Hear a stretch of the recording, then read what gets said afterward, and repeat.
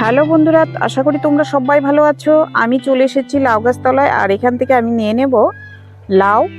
কচি কচি লাউ তোমাদেরকে দেখাবো। দেখো বন্ধুরা, এই লাউ গাছটা তোমাদেরকে আমি শর্ট ভিডিওতে দেখিয়েছিলাম একটুখানি করে, যখন নাকি লাউ গাছের জাংলাতে দিয়েছিল তখন কিন্তু আমি তোমাদেরকে দেখিয়েছিলাম, হয়তো অনেকেই দেখেছো। তো সেই গাছটা কিন্তু অনেকটাই বড় হয়ে গেছে, আর এখন কিন্তু অনেকগুলোই লাউ এসে গেছে, আর সেখান থেকে আমি একটা লাউ নিয়ে নেব। আর দেখো বন্ধুরা, লাউগুলো কিন্তু একদম কচি কচি লাউ, আর এখান থেকেই কচি লাউটাও আমি নিয়ে নেব। চলো তাহলে কেটে নিই। তো আমি এক হাত দিয়ে ভিডিও করছি, আর এক হাত দিয়ে কিন্তু আমি লাউটা কেটে নিলাম। আর এইরকম গাছের টাটকা লাউ দিয়ে যদি রেসিপি বানানো যায়, খেতে কিন্তু দারুণ মজার লাগে। তো আমি একটু গাছটা আপনাদেরকে খুব ভালো করে দেখাচ্ছি। তো বন্ধুরা, এখান থেকে তো একটা কেটে নিলাম, আরও কিন্তু অনেকগুলো লাউ রয়ে গেছে, আর এগুলো আস্তে আস্তে বড় হবে আর আমরা কেটে কেটে খাবো। তবে আজকে এটা দিয়েই আমি রেসিপি বানাবো। তাহলে চলুন যাওয়া যাক মঞ্জুস কিচেনে, আর ভিডিওটি স্কিপ না করে দেখে নেওয়ার অনুরোধ রইল। তো আমি লাউটা কিন্তু অলরেডি কাটতে বসিয়ে দিয়েছি, আমার শাশুড়ি মা কেটে নিচ্ছে। আর এই খোসাটা দেখছেন একটু মোটা মোটা করে ফেলছি, এটা কিন্তু লাউটা অনেকটাই কচি, আর খোসাটা কিন্তু খেতে অনেকটাই সুস্বাদু লাগবে। এটা দিয়েও কিন্তু আমরা রেসিপি বানাবো এই খোসাটা দিয়ে।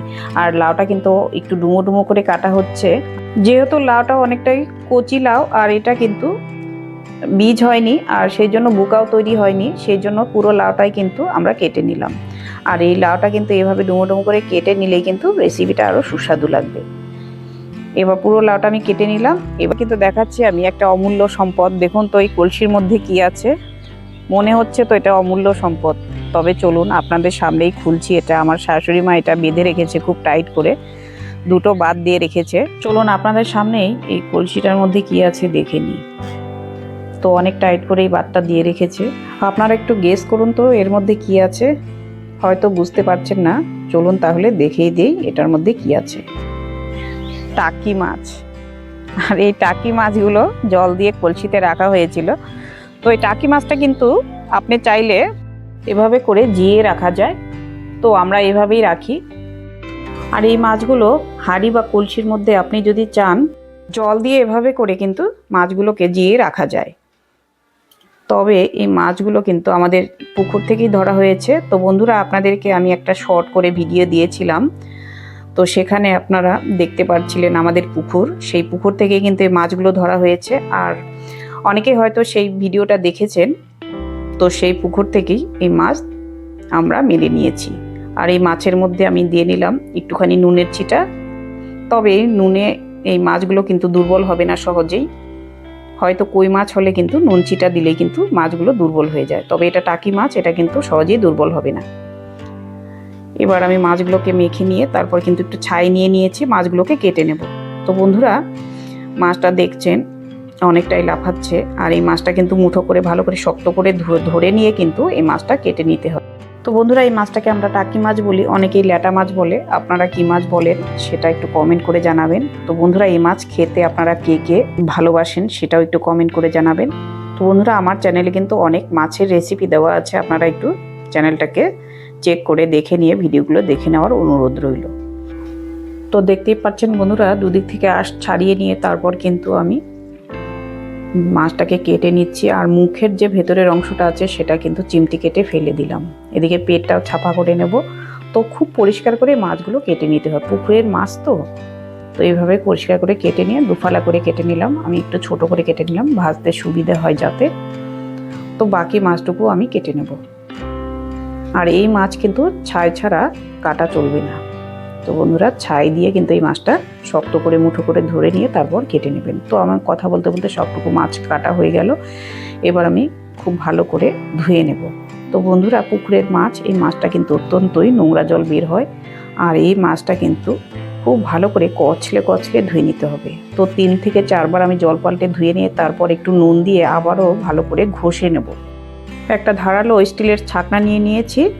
তো এভাবে করে ঘষে নিলে যদি মাছের গায়ে কোনো আঁশ থেকে যায় সেক্ষেত্রে এটা কিন্তু বেরিয়ে আসবে, আর খুব ভালোভাবে মাছটা ঘষা হয়ে যাবে এই ধারালো ছাকনার মধ্যে। এভাবে করে ঘষে নিয়ে তারপর কিন্তু আবারও আমি একটু একটা গামলার মধ্যে নিয়ে আরও ভালো করে ঘষে নিচ্ছি ঘুরিয়ে ঘুরিয়ে আঙুল দিয়ে।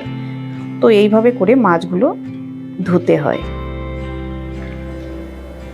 আর মাছ যতটা ভালো করে ধুবেন ততটাই কিন্তু খেতে সুস্বাদু লাগবে।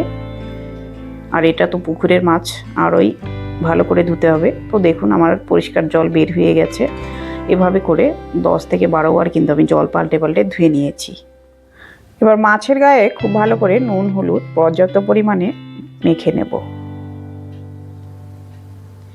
এবারে গ্যাসের উপর একটা শুকনো পাত্র বসিয়ে দিয়েছি, তার মধ্যে আমি কেটে রাখা লাউগুলো দিয়ে স্বাদ মতো নুন দিয়ে দিলাম।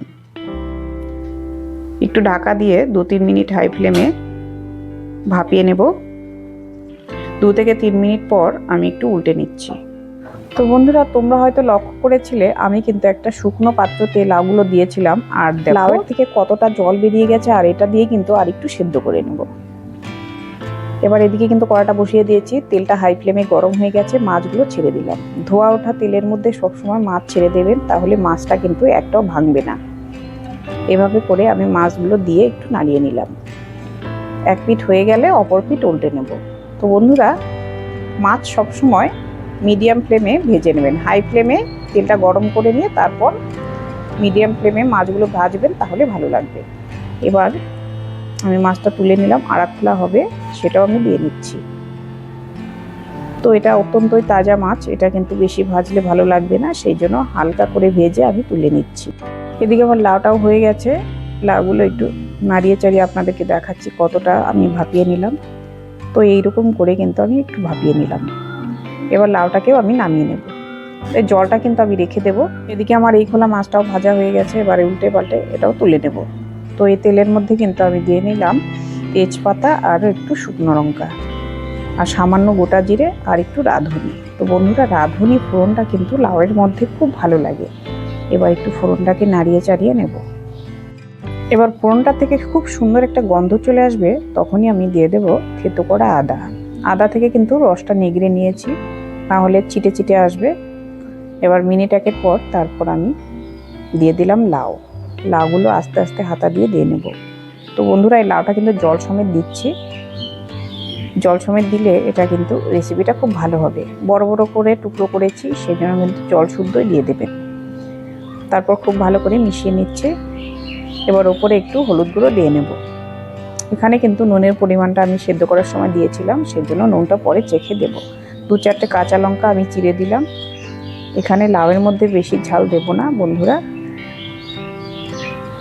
তো খুব ভালো করে একটু মিশিয়ে রান্না করে নেব।